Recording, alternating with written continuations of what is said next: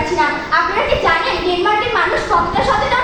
আমাদের দেশের মানুষকে যদি সচেতন করতে পারতেন তাহলেই আমাদের দেশের উন্নয়ন হতো। আমাদের এখন আপনারা বলছেন উন্নয়ন হচ্ছে না। কে বলেছে উন্নয়ন হচ্ছে না?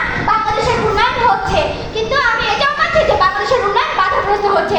যেমন মেট্রো রেল, পদ্মা সেতু, বঙ্গবন্ধু চ্যানেল ইত্যাদি তৈরি হচ্ছে, এগুলো কিন্তু উন্নতি, কিন্তু বাধাগ্রস্ত হচ্ছে এবং সেগুলো হচ্ছে নৈতিক শিক্ষার অভাব। আমি আগেও বলে গেছি মাননীয় মডারেটর, সুশিক্ষার অভাব, সুষ্ঠু আইনের অভাব, সুষ্ঠু পরিকল্পনার অভাব, যা আমাদের দেশের উন্নয়নের প্রধান অন্তরায়। প্রতিপক্ষ দলের বন্ধুগণ, একটি কথা আছে, কোনো বস্তু যখন সামনের পথে গতিশীল হয়, বাধা প্রদানকারী ঘর্ষণ বল কিন্তু সর্বদাই বস্তুর গতির বিপরীত কাজ করে, থামাতে চায়। কিন্তু বস্তুর গতি ঠিক না থাকলে সে ঠিকই সামনে অগ্রসর হয়।